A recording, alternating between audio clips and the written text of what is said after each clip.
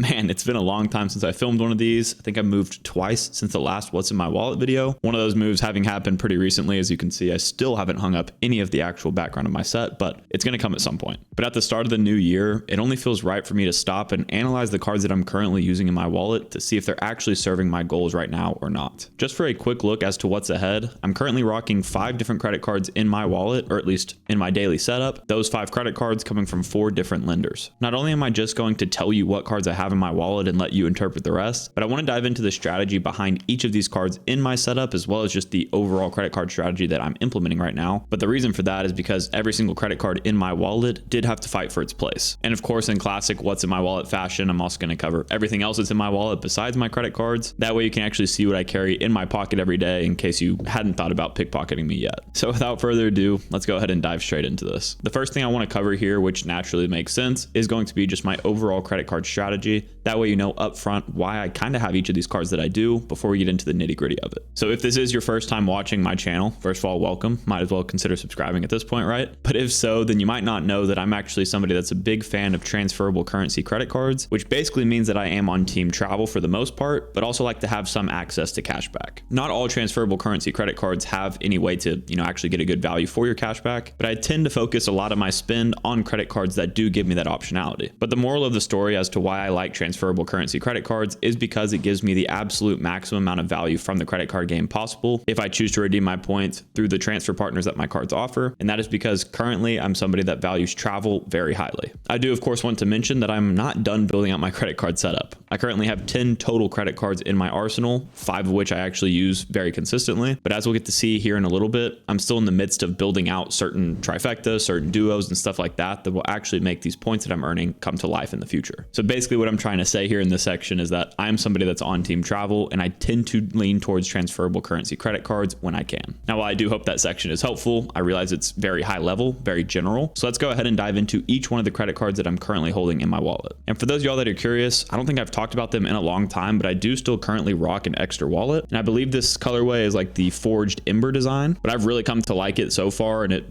suits my needs very well. Of course, since it's an extra wallet, it does have the pop out feature with all of my credit cards. So if you ever want to look into buying one of these wallets, I do have a link down below for you to do so, but that's not the point of this video. Let's get into these credit cards. Let's see which one here do I want to start with is the real question. Maybe we'll start with the one that requires the least explanation right now, that being my Amex Blue Business Plus. Now I realize that a lot of people in this space do actually use the Amex Blue Business Plus for their personal spend, which, I'm not going to cover too much here in this video as to whether or not you should be doing that, because the purposes of this card in my wallet is legitimately at this point for only business purchases. This is not my only business credit card, but it does give me a flat 2x Amex membership rewards points on all of those purchases. So if I am at a physical place where I need to charge a business expense to one of my cards, I'll just pull this one out because it's the easiest. I also love that it does not have the raised numbering, so that actually is a pretty big reason why it's in my wallet over my other business credit cards. But the value add of this card to my setup is very simple. It's just for any business purchases that I need to make in person. I might use my other business cards online for certain things, but the Blue Business Plus is still a card that I use and abuse all the time for business expenses. If you want to hear me talk more about whether or not you should be putting business purchases on your credit cards, I'm just going to direct you to this video or wherever it's at on the screen instead of me trying to explain it here, because I go fully in depth in that video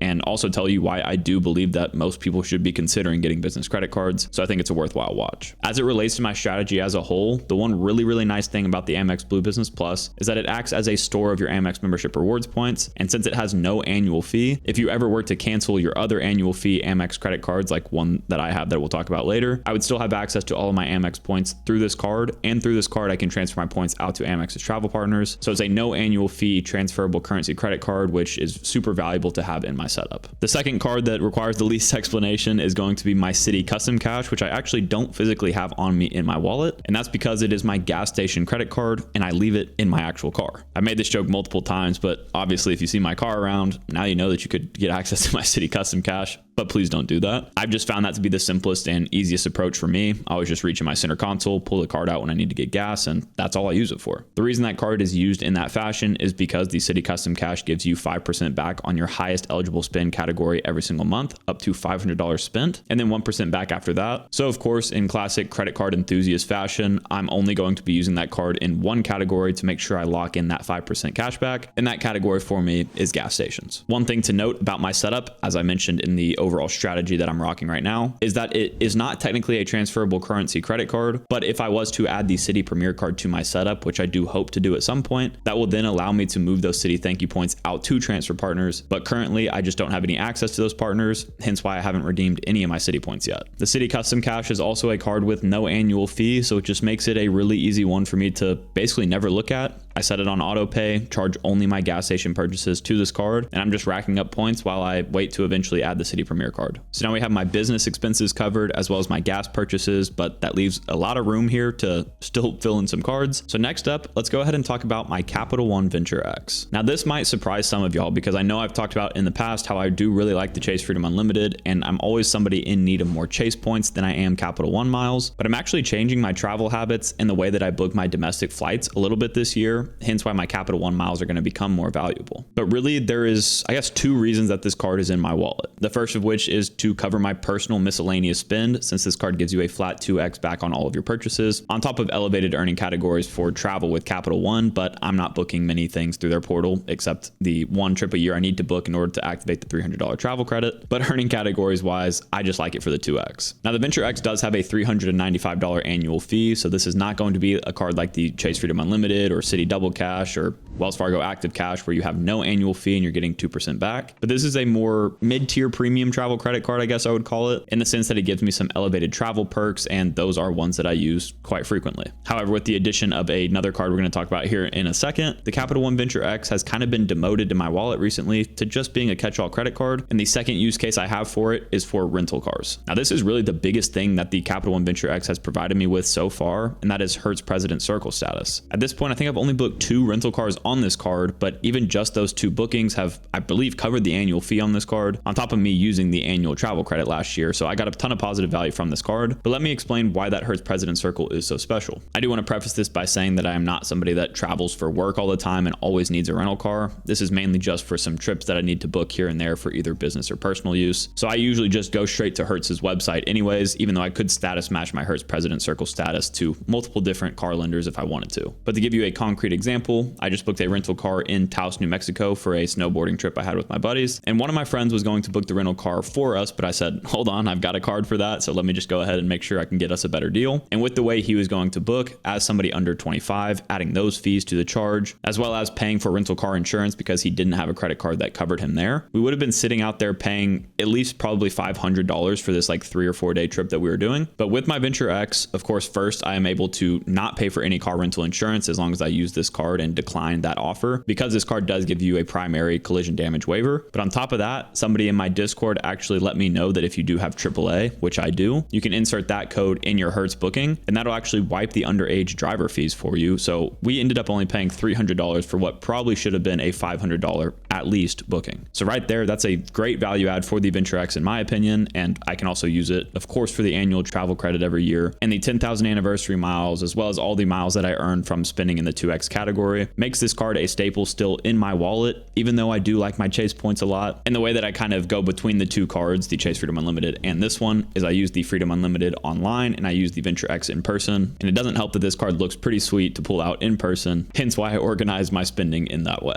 Okay, and now moving into card number 4 in my wallet, we of course have the American Express Gold card. I probably do not need to go into detail on this card at all. Made plenty of videos about it in the past, as well as, you know, it's just like the most popular credit card on the market, so you probably know a little bit about it. But it has a $250 annual fee, comes with Uber Eats and Grubhub credits of $120 per year, broken down into $10 per month increments, bringing the effective annual fee down to just $10 per year if you do use them every single month, which I try to do. But this card's main use case is going to be its earning categories for dining as well as grocery stores. So naturally, that's what this card is in my wallet for. It's my food credit card. But one thing that may shock you is that I've actually stopped putting dining purchases on this credit card, and we're going to talk about why that is here in a little bit, but just know that for now, this card is really only ever getting used for grocery stores. Since moving to my new apartment though, I have been able to more consistently use the Uber Eats and Grubhub credits, which of course I set to pick up and go drive to actually get the food myself. That way I save on all the delivery fees as well as the tip that I have to give to the driver. So theoretically, my effective annual fee is already pretty low. I would not say it's $10, but I would say it's a lot lower than $250. But if you look at it from a high level, I am a single person that, you know, gets groceries here and there, but it's not that expensive. expensive. And that's all I'm currently putting on this credit card. If you're in the same boat as me, I would tell you to not get the Amex Gold in the first place. But that is because that's been a temporary strategy change that I've had with this card, considering I added a new card to my setup recently, which is now taking all my dining spend. So while I do love this credit card for the right person, I wouldn't actually say I'm the right person for this card right now, but that's not going to stop me from trying to utilize it in every way that I can while I am implementing a different kind of strategy. All right, so what was that? Card number 4. We now have my grocery spend covered, my miscellaneous personal spend, my gas station spend, as well as my business expenses covered. And that leaves a few major categories, which we're going to dive into right now with card number 5, that being the Chase Sapphire Reserve. So there could be a decent amount of y'all that found my channel through this video I made recently, but as of a few months ago at this point, I decided to upgrade my Chase Sapphire Preferred to the Chase Sapphire Reserve. A big reason for that being that I just never really used the Chase Sapphire Preferred, at least for its earning categories, and I knew that the Reserve would give me at least a little bit more value for my everyday spending habits, and considering I want some more Chase points this year, I figured why not upgrade for that reason, on top of being able to gain access to the Chase Sapphire lounges, which I have one of in my home airport here in Austin. Granted, it's a smaller one, but that's besides the point. I still have access. And those are just a couple of the big reasons as to why I got this card. But if you want to hear,